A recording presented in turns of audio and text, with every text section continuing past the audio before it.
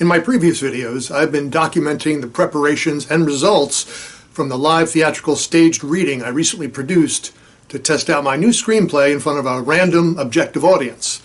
I promised to make a video detailing that process I used to make that performance happen. Well, here it is.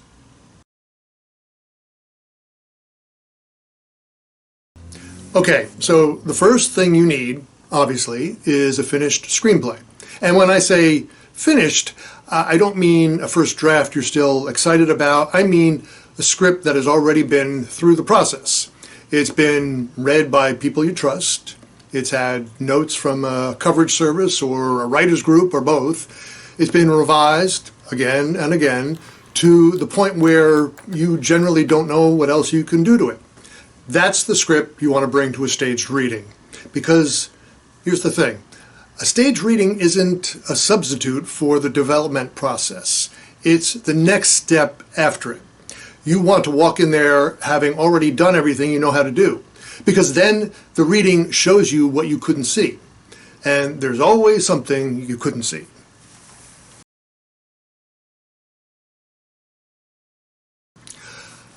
I'm lucky that I already had my own nonprofit theater company that partnered with a small local arts center where we had begun producing staged readings of new plays. So I was all set with a venue.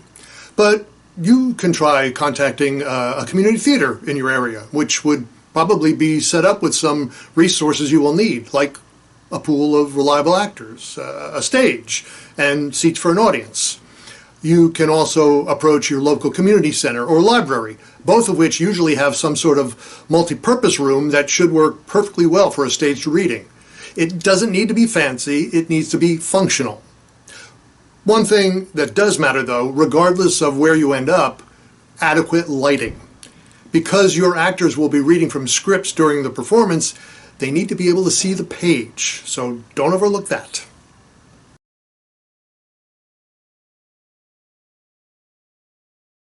Okay, so once you've locked in your script and your space, you can start thinking about dates. You need two of them, one for the reading itself and one for a rehearsal. More on rehearsals in a bit. When you're choosing a performance date, think about when people can actually show up. A weekday afternoon is probably not going to get you much of an audience. Evenings and weekends work better for most people. And wherever possible, check for conflicts, holidays, local events, anything that might pull people away. Here's the thing that I can't emphasize enough. Give yourself at least a month in advance. A month at the absolute minimum, because you're going to need that time to cast the reading, prepare your scripts, promote the event, and handle the hundreds of small details that come up in between. If you try to do this in 2 weeks, you will feel it. Give yourself the runway.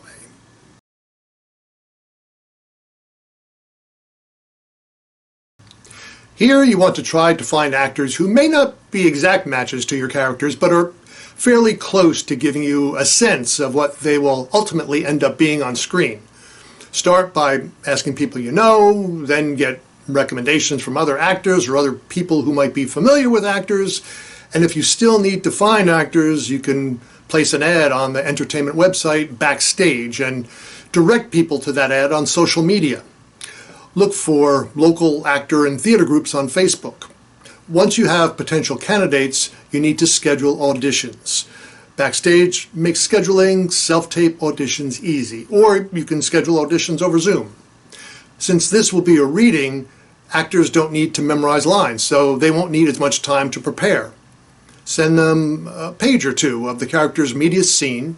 You want to do this not only to be able to pick the actor best for the role, but you want to be sure to see how the actors handle a cold read, along with what they will bring to the performance of their role or roles. You will also want to use as few actors as possible. My screenplay is a short film, so it did not require many characters, and I'm sure that a lot of filmmakers watching this will be working in the low-budget indie film space, so fewer characters will help your budget.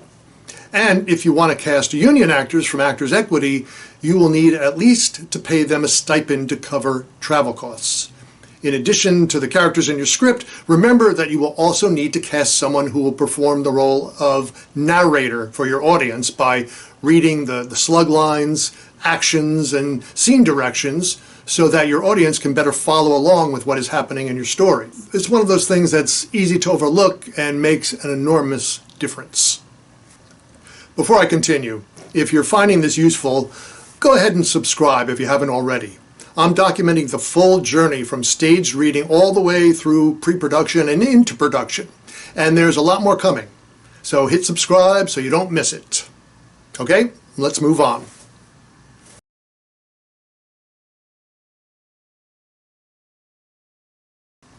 Now, since my script is for a short film and it has an environmental theme and the reading was scheduled for the week where Earth Day fell, I decided to find another one-act play that would also fit in with that theme. Since my theater company has already produced a few readings of new plays, I'm used to soliciting new works. But really, all you need to do is go back to Facebook, search for those local theater and playwright groups, put in what type of script you're looking for, the length, the number of characters, any special theme, etc., and tell where you would like the scripts to be sent. You ideally want to find a script where actors can play roles in your script as well as the other ones, so you don't need to find a separate group of actors. And with another writer now participating in the reading, you'll have another resource to help promote and bring in extra audience members who most likely won't be familiar with you or your work. If this will be an actor's equity production, there are restrictions on promotion and collecting admission. So those things will need to be considered. You can rely on asking your cast members and local partners to send emails to their contacts to get the word out. If your reading will be non-union, you can promote as much as possible by printing up flyers that you can put up in local establishments, with their permission, of course. I found that local businesses are generally supportive of helping local artistic events.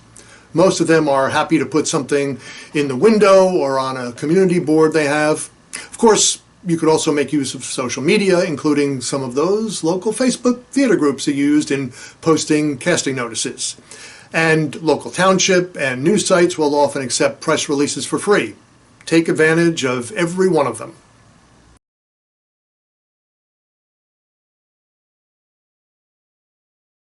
I found that before you hand over hard copies of your script to the actors, you're going to want to mark up a master script, because this will be a performance as well as a reading. Not all of the stage directions will need to be read out loud.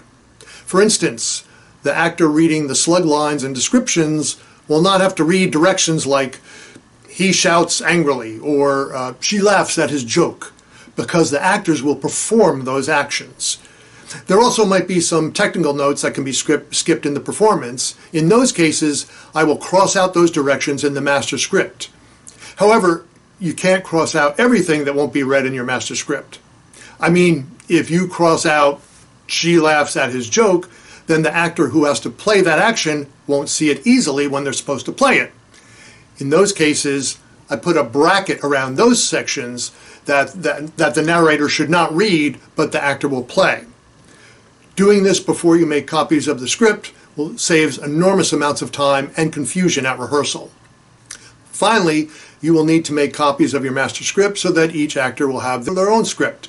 Admittedly, this will use up a lot of ink and paper if you do it on a home printer.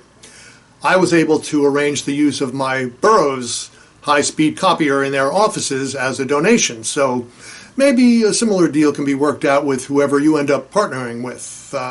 I like to also use a 3-hole punch and put the scripts in their own black binders as well, so that it's easier on the actors. You can often find these at a dollar store. I believe that even if you're paying them a stipend, that they are helping you, so that you should do anything you can to create less friction to help the actors. Maybe I'm a little more sensitive to this because I am primarily an actor myself, but I genuinely believe that it matters.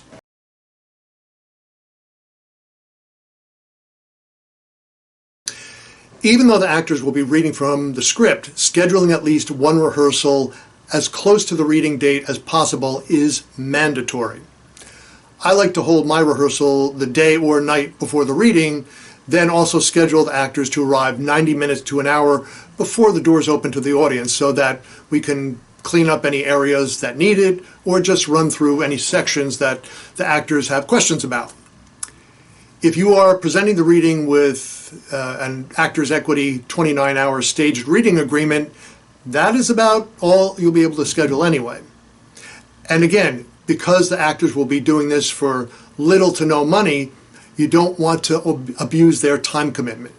I have a lot of experience directing various productions, and I have a vision for how I see the thing I've written being realized, so I prefer to direct the readings myself. If you're not comfortable working with actors, then you will need to also find a director before you even begin casting. Now you see why I said that you will need at least a month before the reading to get everything set up. Either you or your director should have as much prepared as possible prior to the rehearsal. You want to take measurements of the performance space and figure out where you want to place your actors for any given scene, and if there will be any movement that the actors will make within that scene.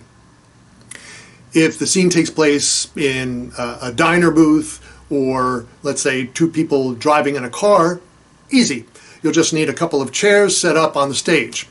But even if the scene is more involved, you want to keep the blocking to a minimum. Remember, you only have one rehearsal, so you don't want to make things too complicated for your actors or the audience.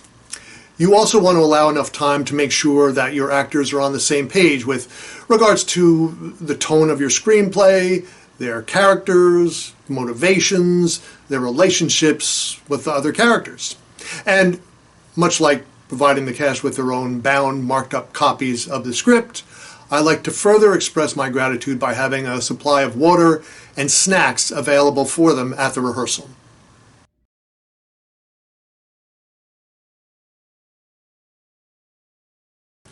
Okay, now cross your fingers and hope for the best. There's not much else you can do at this point. I believe that you'll have the most constructive experience by not sitting too close to the stage and focusing on the actors, but watching from the back of the space so that you can focus not only on the performance, but on the audience's vocal and inaudible reactions to the performance, which you will feel. I like to ask my actors to dress in comfortable, solid, neutral colors, nothing distracting or actual costumes. If they are able to all dress in, say, solid black, that works very well. For our Earth Day reading, I asked everyone to wear solid earth tone colors. I also like to begin by introducing the reading to the audience so that those who are not familiar with what stage readings are will understand what they are about to see, and that it represents a work in progress, and that this will be part of the developmental process that will be very helpful to the writer as they consider their final revisions needed. Afterwards, I like to have, along with the actors, a brief Q&A with the audience.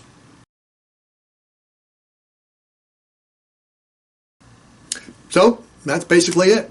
That's basically how I produced a stage reading of my screenplay. It may sound like a lot of steps, because it is. There are details to manage, logistics to navigate, and timing to respect. But here's what I can tell you from having done it. The feedback you will receive from a live audience, hopefully made up of people who don't know you, honest, unfiltered, in-the-room feedback is worth every bit of it. It will tell you things about your screenplay that no note session, no coverage service, and no table read with friends ever will. Because an audience doesn't have an agenda. They just react. And those reactions are the closest thing you'll get to a preview of how your film will land on the screen before a single dollar of your production budget is committed. If you're thinking about doing a stage reading of your own work, or if you have any questions, I want to hear about it in the comments below. I'm happy to help walk you through any part of this. If you found this helpful, please hit the like button and subscribe. There are a lot more to come as I continue documenting this whole script-to-screen journey. Thanks for watching, and we'll talk soon.